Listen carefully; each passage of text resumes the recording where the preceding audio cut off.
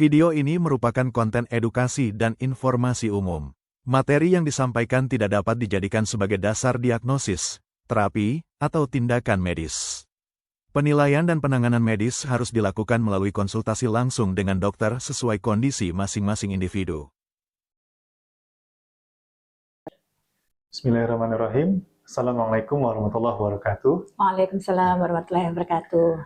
Selamat pagi, salam sehat dan sejahtera untuk Sobat Healthy sekalian. Pada kesempatan kali ini, dalam rangka World Cancer 2026 yang jatuh pada tanggal 4 Februari 2026, kami dari Female Cancer Program Fakultas Kedokteran Universitas Indonesia atau biasa dikenal dengan FCPI FKUI di bawah Departemen Obstetri dan Ginekologi Fakultas Kedokteran Universitas Indonesia dan juga Divisi Onkologi Ginekologi Rumah Sakit Umum Pusat Nasional Cipto Mangunkusumo. Pada kesempatan kali ini kami ingin berbagi dengan sobat sehat sekalian dalam suatu tema kesehatan perempuan dengan judul yaitu Female Cancer Detect Earlier, Save More Lives. Ya, Assalamualaikum Dr. Tovan, selamat pagi dok. Apa kabar dok? Waalaikumsalam warahmatullahi wabarakatuh. Selamat pagi Dr. Dani. Alhamdulillah baik. Alhamdulillah ya dok. Terima kasih nih dok sudah bisa hadir dan mau berkesempatan untuk berbagi di tengah kesibukannya dokter nih untuk bisa berbagi ya. Jadi gini dok, ini kita sekarang temanya sedang World Cancer Day 2026 ya. Dan di sini kita mengangkat tema mengenai female cancer, detect earlier, save more lives. Ya. Jadi kanker pada perempuan, deteksi lebih dini, kita harapkan kita bisa menyelamatkan lebih banyak nyawa perempuan. Ya. Nah, di sini sebenarnya kita pengen ngebahas nih dok, dan mungkin juga sobat healthy sekalian juga ada yang ingin diketahui, diklarifikasi, mengetahui langsung informasi yang benar dari ahlinya. Ya. Nah, sehingga kita di sini coba mau mengupas dulu nih dok. Sebenarnya nih dok, kanker pada perempuan itu mencakup kanker apa aja sih dok yang disebut dengan kanker ginekologi? Dan dari pengalaman dokter, kanker apa sih yang paling sering menyerang perempuan di Indonesia saat ini? Silakan dok. Ya. Aduh, suara saya begini ya, nggak apa-apa ya Dr. Dani ya? Oh iya, nggak apa dok. Maaf ya sekalian. Narasumber di berbagai banyak event ya dok ya.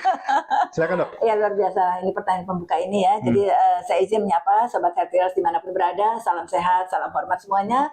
Jadi kalau kita bicara tentang female cancer ya, Dr. Dani tadi, sebenarnya betul sekali bahwa kita dilahirkan sebagai, ya sebenarnya perempuan tuh ini sekali ya, berada pada posisi betul-betul strategis gitu ya.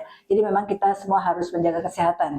Kalau ditanya apa sih kanker yang terkait dengan perempuan begitu ya. Jadi memang banyak sekali kekhasan organ dari perempuan itu memang memiliki potensi masing-masing untuk menjadi kanker begitu ya. Mulai dari yang preventable maupun yang unpreventable gitu. Nah tentu kalau kita bicara dari atas ke bawah ya Dr. Dani, mungkin sobat perempuan semua juga sobat healthiers dimanapun berada. Jadi kita tahu ya yang di atas terlihat itu adalah payudara ya, breast cancer. Itu adalah cukup ya sangat-sangat menjadi momok perempuan di dunia karena menjadi salah satu penyebab kematian akibat kanker pada perempuan begitu.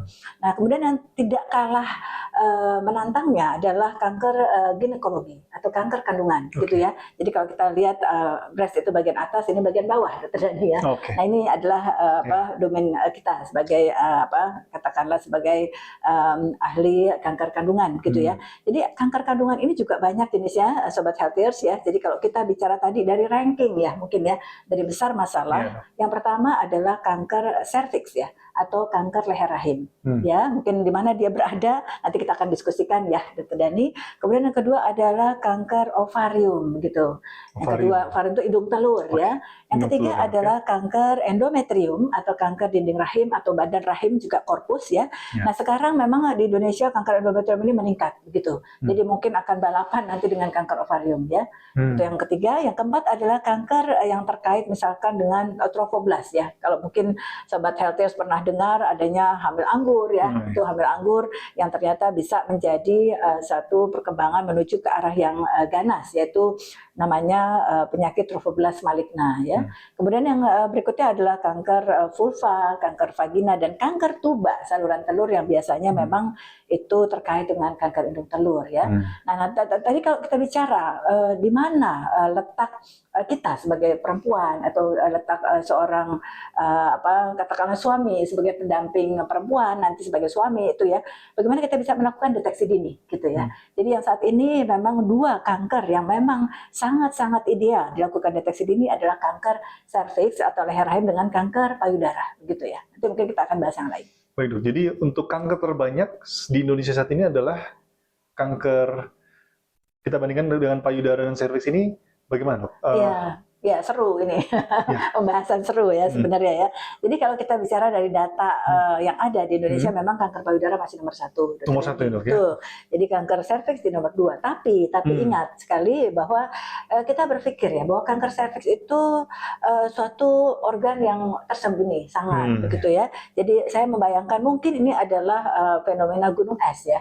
Jadi yang terregister atau terlaporkan mungkin lebih rendah dibandingkan kejadian yang sesungguhnya begitu ya. Jadi kalau kita bicara data patologi dari semua rumah sakit, memang kanker payudara menduduki nomor 1. Oh, baik dok. Ya dok.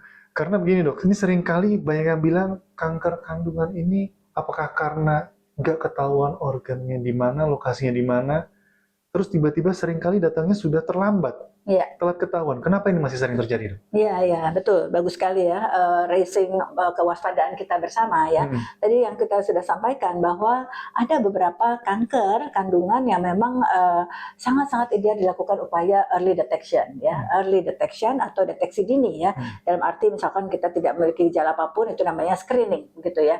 Nah ini kenapa bisa tiba-tiba, mohon maaf ya, kita mungkin mengambil pelajaran dari seorang selebritis muda kita ya. Dulu mungkin Sobat Healthiers masih ingat beliau berpulang pada usia belum genap 38 tahun ya, akibat kanker serviks yang sangat ironis dapat dicegah karena ada vaksinasinya, ada upaya screening yang sama sekali tidak mahal begitu ya, mudah sekali, tapi toh ternyata terdeteksi pada stadium yang sudah lanjut begitu. Ini seorang selebritis gitu ya, bukan ya maaf ya masyarakat awam yang artinya tidak memiliki akses informasi ya, tidak memiliki kemampuan finansial yang memadai gitu, tapi toh terjadi di tanah air kita begitu ya. Jadi memang di sini kami betul-betul ya mengharapkan bahwa jangan berpikir bahwa setiap penderita kanker perempuan itu harus menunjukkan gejala gitu ya. Jadi jangan menunggu untuk adanya gejala di mana kita sering mendapatkan kanker serviks itu ternyata tanpa gejala ternyata sudah stadium lanjut juga gitu ya. Jadi memang di sini letaknya mengapa kita sering menerima pasien-pasien, mungkin dokter Dani juga masih ini ya, masih sebagai pelaksana harian di RSCM, sebagai ahlinya juga ya. Jadi di RSCM ini kita sangat-sangat ironis ya, 77,9% ya kanker serviks itu datang pada stadium lanjut begitu. Ya, jadi 2B ke atas di mana udah nggak bisa dioperasi, cuma tinggal diradiasi dengan atau tanpa kemo ya. Ini tentu adalah keprihatinan kita bersama. Nah, ini letaknya di mana? Akar masalah yang bisa kita tanggulangi begitu ya. Jadi ternyata memang oke, nanti kita akan bahas faktor risiko. Tapi ternyata faktor risiko yang paling bermakna itu adalah pada kanker serviks adalah pada populasi perempuan yang tidak pernah di screening, alias tidak pernah diperiksa, Dokter Dani ya. Jadi ini memang ini PR buat kita bersama ya, entah sebagai dokter atau sebagai perempuan kita semuanya, sebagai masyarakat awam ataupun sebagai tenaga kesehatan, bahwa ada beberapa gejala yang bisa kita kenali ya di awal, yaitu kanker serviks misalkan keputihan yang berulang-ulang tidak bisa sembuh gitu ya, atau misalkan memang ada gejala yang khas yang lain, misalkan keputihannya mohon maaf ya berbau tak sedap seperti aroma yang mungkin agak menusuk seperti bau pus atau nanah gitu ya, atau perdarahan pasca senggama misalkan ya, seorang perempuan yang sudah memiliki pasangan seksual ya, ketika hubungan seksual ternyata mengalami perdarahan, tidak perlu darah ngocor gitu ya. Jadi darah flek-flek saja mungkin sebaiknya dilakukan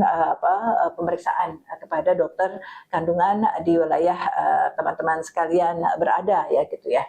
Baik dok, terima kasih atas penjelasannya, detail banget nih tentang gejala-gejala yang mungkin perlu diwaspadai oleh perempuan bila menemukan gejala-gejala seperti itu ya. Nah dok, tema kita hari ini kan mengenai detect earlier, save more lives ya. Sebenarnya seberapa penting pentingnya untuk melakukan deteksi dini dalam kanker perempuan ini, dok? Iya, penting. Dan sejak kapan, dok? Sebaiknya mulai melakukan deteksi dini ini sejak kapan seorang perempuan sudah mulai menyadari, oh dari kanker-kanker tadi yang apalagi bisa dicegah, bagaimana caranya seorang perempuan itu sudah mulai alert, sadar dengan kondisi tubuhnya, Dok. Silakan. Ya, baik, terima kasih ya Dr. Dani. Jadi mudah-mudahan ini didengar oleh perempuan-perempuan dimanapun berada, termasuk para suami, para laki-laki begitu ya. Karena ternyata banyak sekali organ perempuan yang ternyata bisa berpotensi menjadi kanker gitu ya. Nah, jadi kalau ditanyakan tadi mulai dari mana mungkin ya, mulai dari mana kita melakukan upaya deteksi dini dan mulai kapan gitu ya. Jadi tadi saya sudah sampaikan ya, kita sama-sama paham bahwa dua primadona pembunuh kanker pada perempuan itu adalah kanker payudara dengan kanker serviks ya. Akibat kanker pada perempuan itu payudara dan serviks. Tapi alhamdulillah ya, jadi betul-betul ada metode deteksi dini yang sangat powerful sebenarnya ya untuk breast dan cervical cancer ini ya. Dimana kalau kita bicara memang ini ranah tetangga ya untuk breast ya. Jadi teman-teman bedah onkologi tentu yang berkecimpung di dunia kanker payudara ini. Namun sebagai dokter umum katakanlah kita juga harus tahu ya apa modalitas yang harus dilakukan pada kondisi kita melakukan upaya deteksi dini pada kanker payudara begitu ya. Saat ini memang sudah ada ya undang-undang, peraturan pemerintah segala macam, Permenkes ya terkait dengan penanggulangan kanker payudara dan kanker serviks ya, karena memang ini dua kanker yang dapat dilakukan upaya deteksi dininya gitu ya. Jadi yang penting adalah yang pertama pada kanker payudara kita juga harus aware, waspada terhadap pohon keluarga, Dr. Dani ya, pedigree gitu ya. Jadi mulai sekarang catat nih teman-teman healthiers dimanapun berada ya, keluarganya ada nggak kanker payudara gitu ya. Kanker payudara tentu tidak sendirian, familial cancer atau kanker yang terkait dengan keluarga itu adalah termasuk kanker indung telur, kanker ovarium ya, kanker kolorektal, kanker usus besar atau kanker endometrium atau badan rahim, atau juga kanker pankreas dan prostat. Nah ini untuk laki-laki kanker prostat itu terkait dengan familial. Jadi saya nggak apa-apa kok ada keluarga yang kanker prostat saja. Oh kanker prostat itu termasuk kanker yang terkait dengan keluarga gitu ya. Jadi ini penting. Nah ketika kita sudah melihat pedigree atau pohon keluarga itu ternyata ada ya satu aja ya, nggak entah dari garis ibu atau garis ayah ya. Dulu memang lebih bermakna garis ibu ya, Dr. Dani, tapi sekarang ternyata sama aja dari garis bapak juga bermakna begitu. Jadi kalau sudah ada, oh ternyata ada tante saya kanker payudara, apalagi kalau diderita pada usia kurang dari 40 tahun. Nah, itu biasanya terkait dengan familial. Nah, itu penting biasanya kita lakukan untuk deteksi dini misalkan entah dengan mamografi atau misalkan dengan USG payudara. Ya, nanti mungkin untuk detailnya kita akan bahas di chapter podcast yang lain mungkin ya. Nah, yang mungkin yang kedua adalah kanker serviks gitu ya. Ini satu-satunya kanker yang saat ini dapat dieliminasi. Ya. Eliminasinya dalam bentuk gimana tuh dok maksudnya? Ya, jadi eliminasi itu apa sih definisinya ya? Mungkin nanti di sini juga teman-teman tenaga kesehatan juga menyaksikan ya. Jadi dulu kita mengenal istilahnya adalah eradikasi. Ya, tapi ternyata itu adalah istilah atau terminologi yang kurang tepat ya, karena dikatakan kalau eradikasi itu adalah sampai insiden angka kejadian menjadi 0 atau 0. Ya tidak mungkin kanker serviks yang memang mohon maaf ya itu adalah penyebabnya infeksi persisten dari suatu virus ya, HPV yang memang salah satunya dapat ditransmisikan melalui hubungan seksual. Jadi tidak mungkin lah kita meniadakan hubungan seksual di muka bumi ini gitu ya. Jadi memang selalu ada risiko. Makanya terminologi ataupun istilah yang lebih tepat adalah eliminasi ya. Eliminasi itu apa? Artinya adalah kita dapatkan tujuannya adalah setiap area itu insidennya adalah kurang dari 4/100.000 perempuan di satu wilayah menderita kanker serviks. Nah saat ini Indonesia luar biasa, Dr. Dani. Jadi kebayang nggak ya? Saat ini dulu ya, kalau kita cerita Global Cancer Statistic, yaitu statistik yang memang kita suka pakai sebagai acuan ya, itu dari 2018, 2020, 2022 ternyata itu bukannya kita menurun tapi meningkat. Makin naik ya dok. Makin naik. Jadi keprihatinan kita bersama. Kenapa? Ironis sekali, karena kanker serviks ini adalah menurut WHO itu sangat-sangat potensial dapat dicegah ya, dan juga saat ini dinyatakan sebagai curable cancer. Curable cancer, jadi kanker yang bisa disembuhkan gitu ya. Jadi kalau kita bicara konsep cancer, apapun sebenarnya itu incurable. Jadi kanker itu sebenarnya tidak bisa disembuhkan gitu ya. Artinya dalam tanda kutip itu sembuh remisi maksudnya. Sampai suatu saat akan terjadi recurrency atau kekambuhan. Tapi pada serviks ini dinyatakan sejak 2018 oleh WHO itu adalah bisa disembuhkan, begitu luar biasa sebenarnya. Bisa disembuhkan. Even pada kondisi yang stadium lanjut pun dengan kemajuan radiasi dan segala macam modalitas targeted terapi saat ini ya, apalagi imunoterapi saat ini itu masih bisa disembuhkan ya. Nah kita sekarang pada kondisi apa nih kita gemes banget ya? Pada kondisi early stage ya, stadium awal gitu ya. Bagaimana kita bisa melakukan upaya deteksi pada kondisi pre-cancer dan juga pada kalau udah terlanjur kanker ya pada early dong ya, pada early stage atau stadium dini gitu, di mana itu sangat bisa diselesaikan dengan operasi saja tanpa misalkan dilakukan radiasi ataupun adjuvan dengan kemo misalkan begitu ya. Ya, jadi memang saat ini terus terang ya, alhamdulillah saya juga membawa bendera selain divisi onkologi FKWRSM tercinta kita ya, juga HOGI ya, Himpunan Onkologi Ginekologi Indonesia yang saat ini beranggotakan 160 anggota di seluruh wilayah Indonesia ya, walaupun 9 provinsi masih belum ada anggota HOGI-nya saat ini. Tentu beban kita bukan hanya HOGI ya, tapi ini kita share dengan teman-teman yang lain, dengan HOGSI dan juga teman-teman yang lain juga dari himpunan yang lain.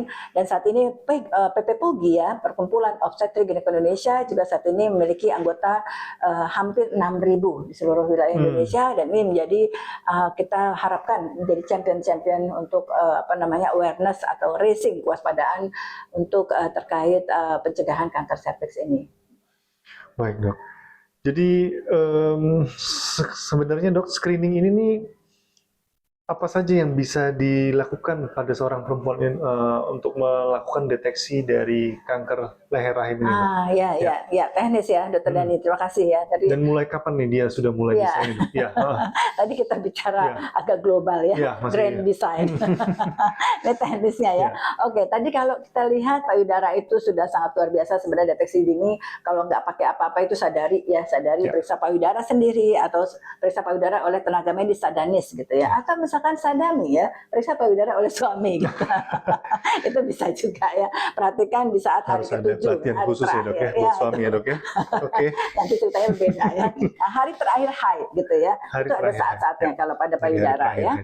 Tuh, jangan dilakukan pada saat misalkan laktasi atau menyusui. Wah itu keraba perongkolan semua, kelenjar susu maksudnya ya. Jadi emang ada saatnya di mana apalagi menjelang haid itu juga bukan kandidat untuk dilakukan pemeriksaan ya. Itu sadari setiap hari ke-7 atau hari terakhir haid ya.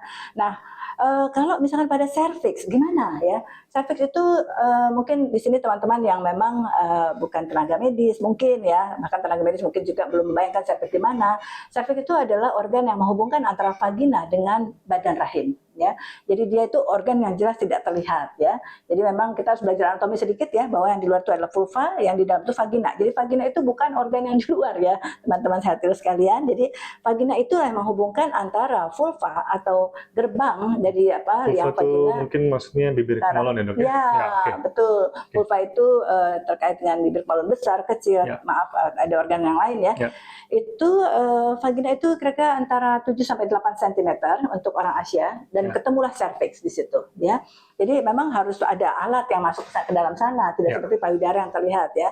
Jadi saat ini pemerintah sudah alhamdulillah ya, atas usulan dari organisasi profesi juga Dr.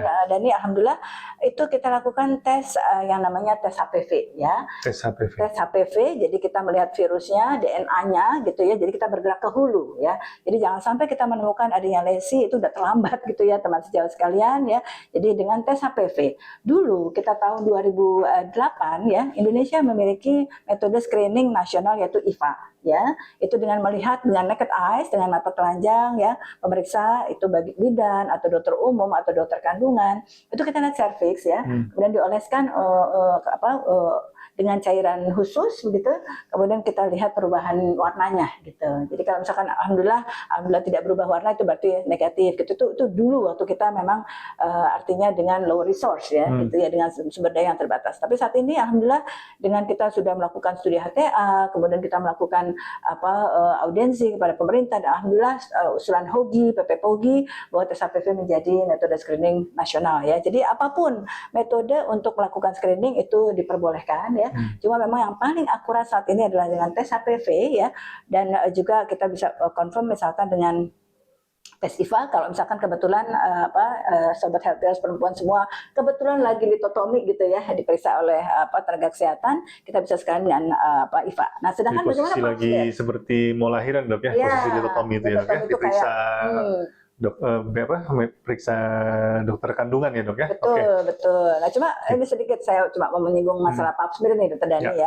Mungkin yang lebih lekat dengan pemirsa semuanya itu pap smear ya. Pap smear sangat terkenal sekali di masyarakat banyak ya dok ya? Iya. Sebenarnya pap smear nggak masalah ya. Dulu waktu pertama kali ditemukan di Amerika Serikat kan 1943 ya, pap smear itu menjadi suatu signifikan perubahan insiden di Amerika Serikat ya, sehingga tahun 1960 tuh turun gitu ya dengan adanya deteksi dini dengan pap smear ini atau melihat selnya gitu ya dengan mikroskop ya. Namun ternyata dari beberapa studi meta analisis dan macam bukti-bukti ilmiah ternyata didapatkan angka negatif palsu dari pap smear ini cukup tinggi, Dokter Dani. Ya, jadi memang perlu diantisipasi bahwa jangan sampai saya sudah melakukan pap smear tiap tahun berarti saya bebas untuk dari kanker serviks gitu ya, menderita kanker serviks. Oh tidak gitu ya. Jadi memang saat ini kita memang mengharapkan bahwa tes HPV menjadi backbone ya untuk screening kanker serviks. Baik dok. Terima kasih sekali lagi kepada Dr. Tovan yang telah menyediakan waktunya dan juga informasinya terkait dengan kesehatan perempuan Indonesia. Kami harapkan dengan adanya bincang-bincang pada kesempatan pada pagi hari ini bisa menambahkan informasi kesehatan kepada sobat healthier sekalian.